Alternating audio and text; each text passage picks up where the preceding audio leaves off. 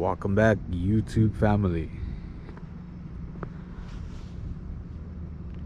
Want to show you guys a vehicle that I just recently acquired to the fleet. I've been on a hiatus for a while. I know, because I had to get this vehicle back up. I bought this vehicle. I had a major issue. Wasn't disclosed when I first purchased it, but I still got a reasonable deal on it. It was worth fixing, so here it is now. I didn't want to show the vehicle until it was actually 100% up and running. I did buy this car running, but this car did have the infamous casting issues on the block. So the block wasn't casted right, and the block was leaking coolant. Initially, I did start to see some cream building up underneath the cap when I first bought it. It was a little bit, and then it just progressively got worse, which I thought it was just maybe a head gasket, because the R18s are known for the casting issue on the block, where the block cracks on itself within a couple of thousand miles, 50 to 60,000 miles. But unbeknownst to me, some of these actually have that issue too. It's a very low amount, but it's not uncommon and not unheard of to hear a K20 block came out with a bad block. It doesn't start to show, however, until you start getting into the upper, like higher mileage. But yeah, so unfortunately I was one of the few that ended up coming out with a bad block. So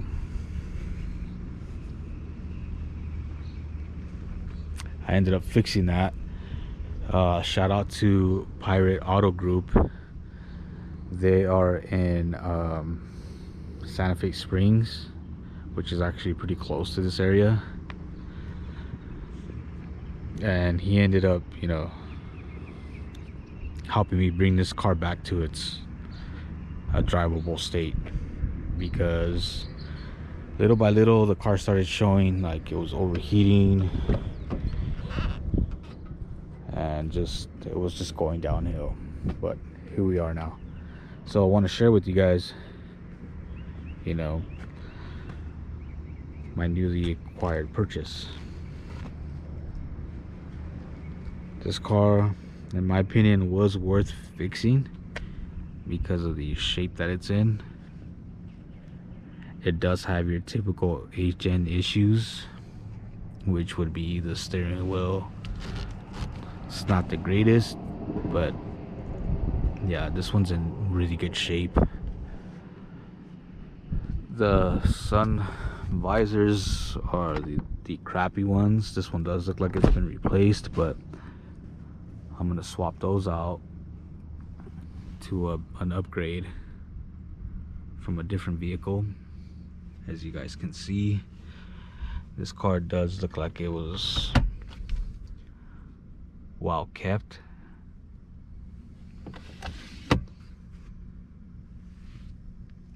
And I think it had the airbag issue also recalled. I can only tell because of that air vent that's there. It's popping up a little bit. That tends to happen after you pop it open. Of course, it got the tinting of the roof liner, but I ended up just using a staple gun to staple it in place for now. Just a temporary fix. But here she is in all her 8th gen glory. like I've been saying, something about the 8th gen, you know, I think a lot of people slept on it, but I mean, if you see the quality of like the seats, it's like it's far better than the 9th gen in my opinion.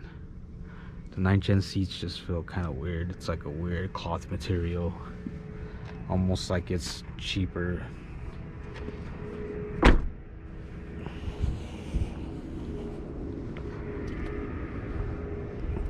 Now the 9th gens do come more loaded, but this car just feels more like agile. I think it is more like, it feels sportier, I think that's the right word, compared to a 9th gen.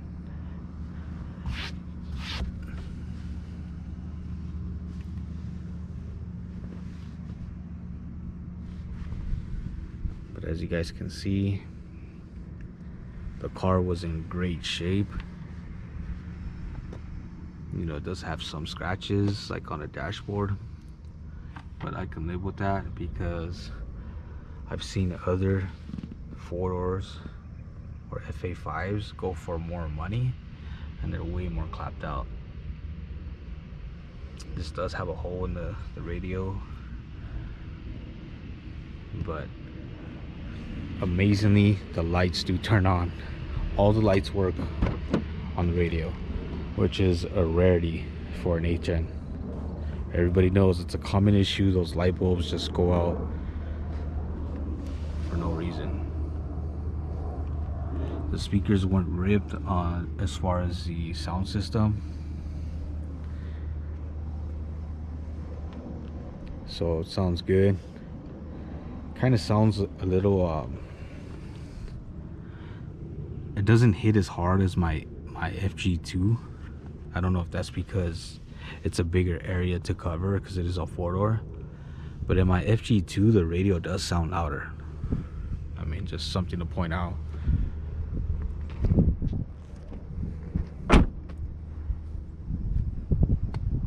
You know, I will make a comparison video between the 4-door and the 2-door, but that's later in the future.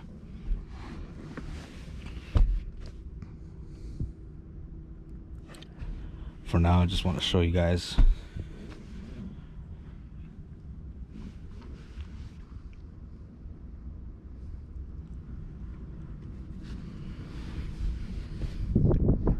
It's not too bad. It's pretty, it is longer. I will say that compared to an FG2, it's a lot longer. And surprisingly, the AC does work on this car, so I'm really grateful for that. It was turning on and off intermittently, but it's a common issue with the it's like a shim that's in the pulley. You have to remove that washer. Once you do that, the pulley starts catching on because it's like a clutch. It'll catch on and it'll turn the AC on once you remove that shim, because it does get out of spec. The shim's like a washer. I'm not trying to lose you guys, but even the floor mats are in great condition, as you guys can see. The only thing is that this is a lot darker than this. When this car was like new, that was the same color as this, but oh well, what can you do? It's in great shape. Usually these bolsters go out first, this goes out first. The seat from the lumbar support still feels good. Doesn't feel as good as that one, but it is still there, so I'm thankful for that. I did put the shift knob from my 8th gen onto this one because it did come with a really bad shift knob. It's like a flimsy ass finicky shift knob that was on there. I still haven't checked if the clutch has been adjusted yet. The proper CMC adjustment that's needed, you know, to avoid any type of grind issues. But as of now, it's not too bad. It does have like some kind of clunk on fourth gear when you rev high, but I don't think it's due to the transmission. I do think it needs to be adjusted. It should go away after that.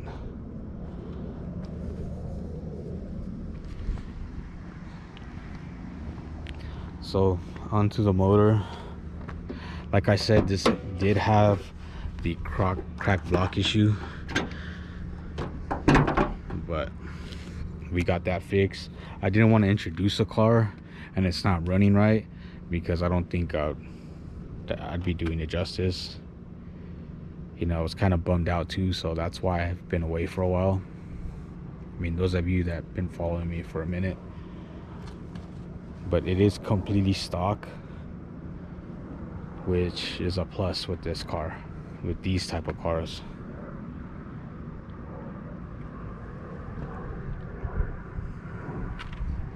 Whenever you see mods, you know, typically people, after they mod their car, they run the shit out of it. They want to see, you know, what that mod does for them. This did come like this already. I don't know what happened there.